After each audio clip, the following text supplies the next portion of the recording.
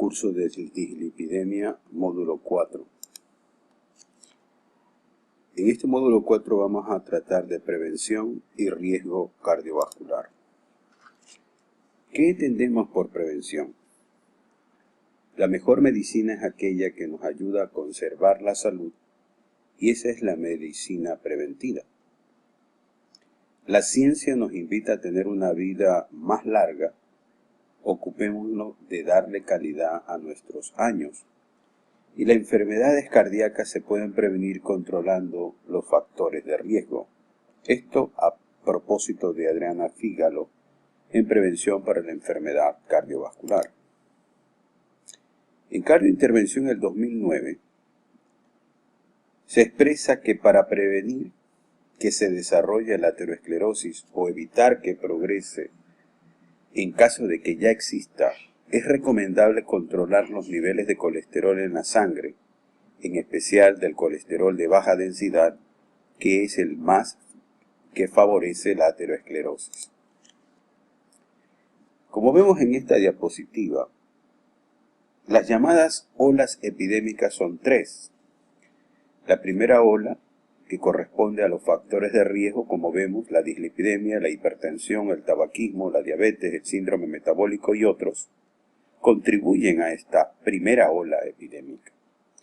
La segunda ola epidémica corresponde a los síndromes vasculares potencialmente letales, como son los síndromes coronarios, los síndromes cerebrales o los síndromes periféricos. Y tercera y última ola son las condiciones discapacitantes como la falla cardíaca, la falla renal, el déficit del sistema nervioso central, la amputación, la ceguera y la demencia. En esta primera diapositiva vemos una pregunta. ¿Cuál considera que es la colesterolemia normal? Y la respuesta está en esta gráfica. Vemos nosotros el elefante con un colesterol normal de 110. Vemos nosotros al orangután con un colesterol total de 140. Vemos a otro primate como el papio con 110. Y aquí observamos un niño con su madre. Y ese representa a los bebés humanos que tienen alrededor de 130 de colesterol. De tal manera que posiblemente la respuesta de cuál es la colesterolemia normal estaría en alrededor de 130 de colesterol. Pues bien, en esta gráfica nos permite observar cómo, a medida que el colesterol total va aumentando, el riesgo relativo de enfermedad cardiovascular aumenta.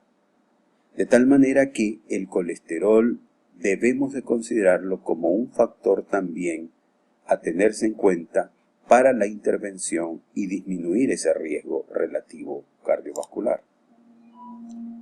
Por otro lado, el colesterol LDL y el riesgo cardiovascular. En este momento estamos hablando del colesterol LDL y su riesgo o participación en el riesgo cardiovascular. Para eso, el estudio Framingham nos contesta esta pregunta. Y asimismo vemos que niveles de colesterol LDL en aumento representa una incidencia por 1000 personas de un riesgo cardiovascular incrementado. Hablemos de prevención. Este módulo es de prevención y posiblemente en esta frase la prevención de la enfermedad cardiovascular tenga que ver que los lípidos o grasas posiblemente no se ven ni se sienten, pero si están alterados aumentan la posibilidad de tener enfermedades graves del corazón, como hemos visto. ¿Qué entendemos como riesgo cardiovascular estimado? El riesgo es la probabilidad que presenta un individuo en un tiempo determinado, por lo general 10 años, de padecer un evento cardiovascular. ¿A qué le llamamos cuantitativamente estimar el riesgo? Mediante una función matemática. Para ello utilizamos las tablas de riesgo, o cualitativa, la presencia o ausencia de un factor de riesgo cardiovascular, por ejemplo, riesgo alto, moderado o bajo riesgo, una vez que nosotros realizamos la evaluación cuantitativa, podemos dar una evaluación cualitativa diciendo que la persona que está frente a nosotros tiene un riesgo alto, moderado o bajo. Factores de riesgo cardiovasculares. Ustedes conocen que existe un factor de riesgo, es una condición que se encuentra más frecuentemente en una población enferma que en una sana. Ese es el factor de riesgo, en este caso cardiovascular. Por lo menos existen más de 200 factores de riesgo identificados para enfermedad cardiovascular. Pero fíjense, de esos 200, 9 factores de riesgo explican el 90% de la enfermedad cardiovascular en el mundo. Aquí tenemos los factores de riesgo para un infarto. Acuérdense, este es el estudio INTERHEART, que nos demostró que este factor, que tiene que ver con la relación ApoB, ApoA1, ese es el riesgo o factor de riesgo para el primer infarto que, atribuible a la población, es el más importante. Obsérvese los otros factores de riesgo y su impacto atribuible a la población es menor. ¿Cómo predecir en una persona asintomática quién y qué tan cercano está de padecer enfermedad cardiovascular? Detectando objetivamente la presencia de aterosclerosis asintomática. Calculando su riesgo a través de estudiar los factores que están presentes en el momento de la evaluación.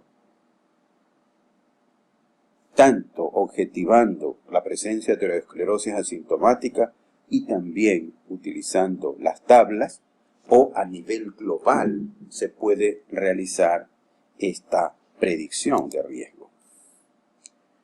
Si hablamos de factores de riesgo cardiovascular, aquí están los factores de riesgo cardiovascular que nosotros podemos considerar los más importantes. Antecedentes familiares, la edad, el tabaquismo, la cintura, el sedentarismo, la presión arterial, la dislipidemia, la glucosa prepandreal anormal. Nosotros en este módulo nos estamos básicamente refiriendo a las dislipidemias. Para nosotros definir los conceptos de prevención, tenemos que definir la prevención en dos categorías. ¿A qué se entiende por prevención primaria? Comprende las acciones no farmacológicas destinadas a corregir los niveles de lipoproteína aterogénica en individuos que no presentan enfermedad u otras complicaciones clínicas ateroscleróticas. Por el contrario, la prevención secundaria son las mismas acciones previas, se define como si se realizan en un paciente con antecedentes de algunas de las siguientes patologías: enfermedad coronaria, ateromatosis cerebrovascular, ateromatosis periférica, diabetes mellitus y dislipidemias primarias genéticas aterogénicas. Estos elementos o este tipo de pacientes debemos de considerarlo como pacientes susceptibles de una prevención secundaria. Dislipidemia en la prevención de la enfermedad aterosclerótica. ¿Cómo nosotros definimos la enfermedad aterosclerótica? Definimos como enfermedad coronaria, que incluye los síndromes anginosos, cirugía coronaria, cardiopatía coronaria diagnosticada por procedimientos diagnósticos especializados, tanto invasivos como no invasivos, la ateromatosis cerebrovascular, antecedentes de enfermedad cerebrovascular, crisis isquémica transitoria, procedimientos diagnósticos que demuestren ateromatosis en territorio carotídeo cerebral y secuelas motoras de accidentes vasculares encefálicos. La ateromatosis periférica, las lesiones obstructivas arteriales o exámenes que demuestren ateromatosis arterial en el territorio aórtico, renal, mesentérico e iliofemoral, la presencia de diabetes mellitus y lo que llamamos dislipidemias primarias genéticas aterogénicas. Tablas de riesgo cardiovascular. Hablamos del factor y hablamos de enfermedad cardiovascular. Un factor de riesgo cardiovascular es cualquier situación cuya presencia en un individuo se asocia con una probabilidad aumentada de padecer una enfermedad vascular. ¿Qué entendemos por riesgo cardiovascular?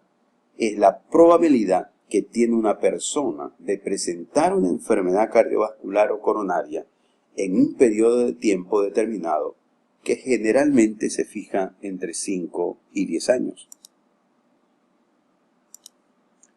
Factores de riesgo a considerar en la evaluación del riesgo cardiovascular global. Todo hombre mayor de 45 años. Mujer posmenopáusica sin terapia de reemplazo estrogénico. Antecedentes de aterosclerosis clínica en familiares de primer grado. Tabaquismo, hipertensión arterial, diabetes mellitus y colesterol HDL menor de 35.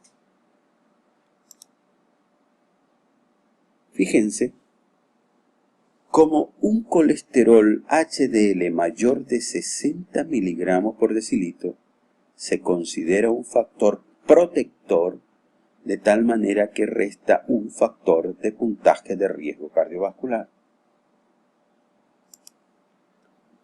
¿Cómo nosotros estratificamos el riesgo de nuestros pacientes?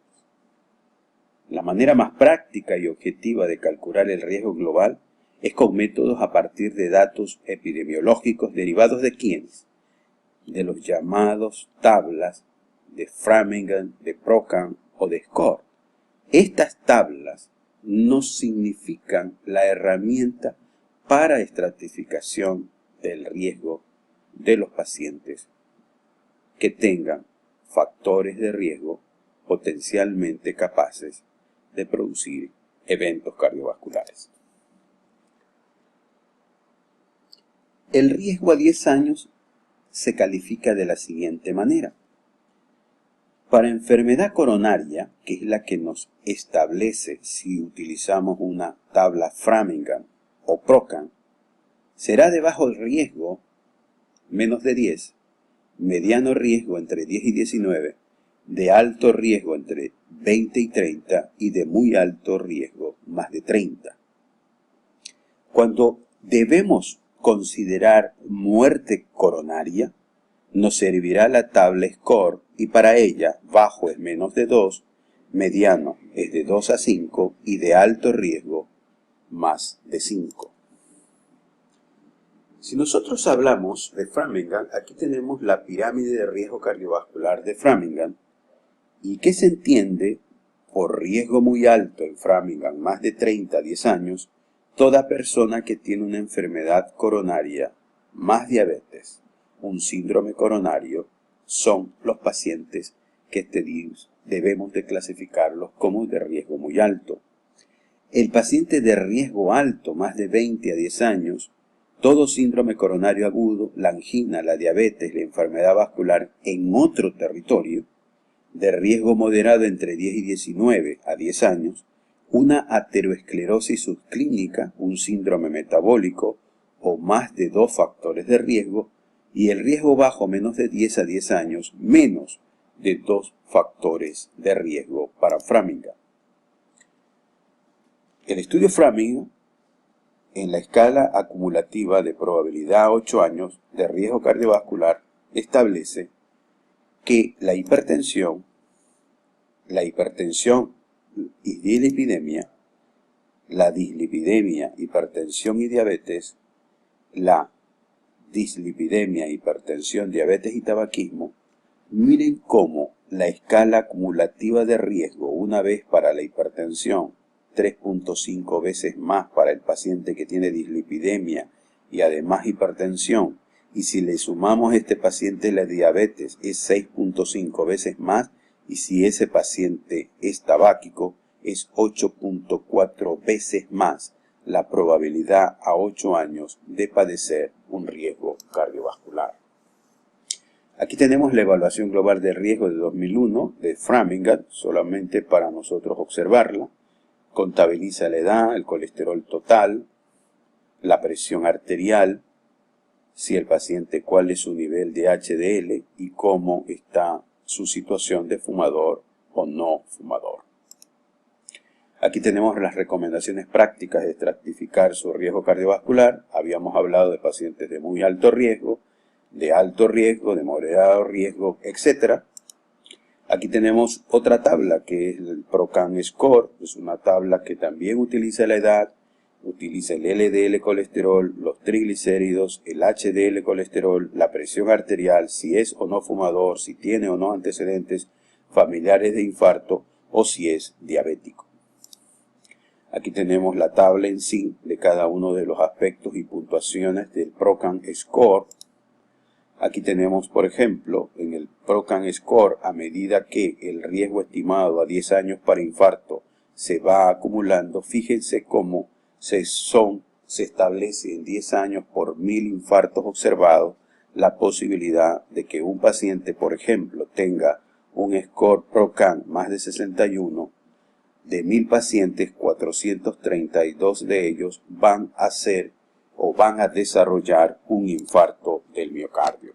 Aquí tenemos otra tabla, que es una tabla que utiliza la Comunidad Europea, que es la tabla SCORE. También utiliza si son fumadores o no fumadores, la edad del paciente, la presión arterial, el colesterol total y el colesterol HDL para estratificar el riesgo. Aquí tenemos el riesgo cardiovascular global en la directriz europea. Ya habíamos hablado de eso, que qué paciente tiene un riesgo muy alto. Los pacientes que tienen enfermedad cardiovascular documentada, el diabético, diabetes tipo 1 con lesión orgánica, el paciente con insuficiencia renal crónica y un riesgo calculado de score más de 10, el paciente que tiene el riesgo alto, un factor de riesgo claramente o francamente patológico como una historia familiar, el riesgo calculado de score es entre 5 y 10, riesgo moderado, riesgo calculado de score entre 1 y 5 y riesgo bajo, un riesgo calculado de score menos de 1. Aquí tenemos una serie de tablas en las cuales nosotros podemos observar no solamente el riesgo cardiovascular a través del score, sino las concentraciones de LDL, las intervenciones que debemos hacer.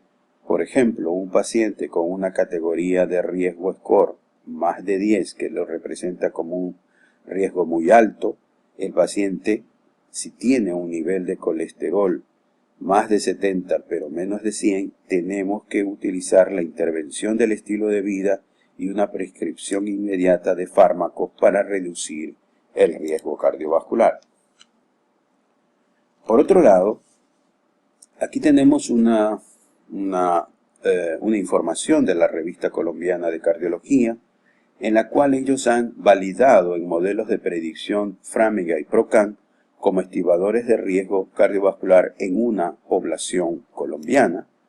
Esta validación de los modelos de predicción Framingham y ProCan se basa en que escogieron una población de 1036 pacientes con información, de los cuales, después de una serie de exclusión, 847 pasaron al análisis primario y del total de un seguimiento aproximadamente de 5.83 años, la enfermedad coronaria total se presentó en 61 eventos y la enfermedad coronaria dura en 34 eventos. De esto, en cuanto a la validación, se establece que la distribución según las categorías por cada factor, como vemos, tanto la presión arterial, el colesterol total, el colesterol LDL y el colesterol HDL, contribuyeron a validar los modelos de predicción de Framingham y ProCan. Aquí vemos las tablas en la cual podemos observar la calibración de Framingham se aparta un poco de la media en comparación con la población colombiana. El estudio ProCan o la calibración ProCan es más asequible o más parecida, como vemos en la gráfica, a la población colombiana, de tal manera que se estimó que la predicción Framingham a través de su tabla sobreestima el riesgo en la población colombiana, de tal manera que el ProCan ajustada por sexo mostró ser una relación de mejor opción y se establece que Si nosotros utilizamos la tabla Framingham para evaluar a nuestros pacientes colombianos, se tiene ese valor que multiplicar por un cociente de 0,75 para aproximarnos y validarnos a los modelos de Colombia. Bien, la pregunta aquí es muy puntual. ¿Cuándo no utilizar las tablas para predecir el inicio del tratamiento con fármacos? Por supuesto, yo no utilizo tablas de predicción en prevención secundaria, no utilizo tablas de prevención en pacientes mayores de 75 años, no me interesa establecer una estratificación a través de tablas si yo cuento con un paciente con un colesterol más de 320 total y un colesterol LDL más de 240, si yo he diagnosticado una hipercolesterolemia familiar o dislipidemia genética, no necesito utilizar las tablas, y si yo tengo hipertensos de grado 2 y 3 con lesión de órgano diana, tampoco yo me permito establecer una estratificación utilizando las tablas. ¿Cuáles son los pacientes que tienen prioridad en prevención cardiovascular? Por supuesto, el paciente enfermo, el paciente de alto riesgo, el familiar de primer grado del enfermo, el familiar de primer grado del paciente de alto riesgo y el resto de los pacientes tendrían prioridades en prevención cardiovascular. Recomendaciones. Para finalizar, aquí observamos las recomendaciones generales para su prevención. Por favor, perder peso hasta alcanzar un peso saludable, mantener una cintura o circunferencia de cintura menor de 90 en el varón y menor de 80 en la mujer, modificación de la alimentación, aumentar el consumo de fibra soluble, disminuir el consumo de azúcar simple, disminuir el consumo de colesterol, aumentar el consumo de pescado, aumentar la actividad física aerobia de moderada intensidad, caminar, correr, nadar, bicicleta, baile de 30 a 60 minutos al menos 3 veces a la semana en días no consecutivos, reducir el consumo del alcohol, la cantidad máxima permisible es una ración al día equivalente a 350 mililitros de vino o cerveza y 30 mililitros de una bebida destilada, y eliminar por completo el consumo del tabaco. Aquí tenemos recomendaciones para la determinación del perfil lipídico. A todo diabético, a todo paciente con enfermedad cardiovascular le tengo que medir el perfil lipídico, al hipertenso, al fumador, al que tiene una circunferencia mayor, el paciente que tiene una enfermedad, historia familiar de enfermedad prematura, enfermedad inflamatoria crónica, en el paciente renal crónico, en el paciente con historia familiar de dislipidemia. ¿A quién yo debo recomendar los objetivos de tratamiento? Fíjense, una clase 1A en pacientes de riesgo cardiovascular muy alto, en pacientes con enfermedad establecida cardiovascular, en el diabético 1, en el diabético 2 con lesión de órgano diana, en el enfermo con enfermedad renal grave o moderada, o que tenga un nivel de score más de 10. Nuestro objetivo terapéutico es menos de 70, lo cual es un nivel de clase 1, nivel A. En los pacientes con riesgo cardiovascular alto, con factores individuales de riesgo muy elevados, un nivel de más 5 a menos 10 de score se considera un objetivo de 100, es una recomendación 2AA, y en personas con riesgo moderado con un score de 1 a menos de 5 se considera un objetivo para el LDL de 115. Esto es a nivel de la guía europea. Aquí tenemos las recomendaciones para el análisis de lípidos para establecer los objetivos de tratamiento en la prevención de enfermedades cardiovasculares. Se recomienda el LDL como objetivo de tratamiento primario. Miren, el nivel de evidencia 1A. Debe considerarse el colesterol total como objetivo de tratamiento si no se dispone de otro análisis. Debe analizarse los triglicéridos durante el tratamiento de las dislipidemias con valores altos. El colesterol distinto del HDL debe considerarse como objetivo secundario de tratamiento de hiperlipemias combinadas, diabetes, mellitus, síndrome metabólico. La ApoB debe considerarse como objetivo secundario. No se recomienda el colesterol HDL como objetivo de tratamiento y no se recomienda las cocientes ApoB, ApoA1 y colesterol distinto al HDL como objetivo de tratamiento.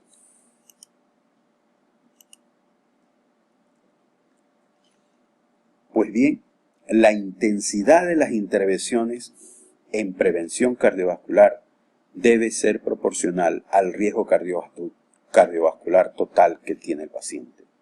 Como observamos en la gráfica, el riesgo total de padecer enfermedad en los próximos 10 años, la probabilidad de sufrir un episodio cardiovascular mortal y no mortal aumenta a medida que lo hace el riesgo cardiovascular, y fíjense cómo debemos de tener una intensidad de nuestro tratamiento mientras nuestro riesgo es más alto.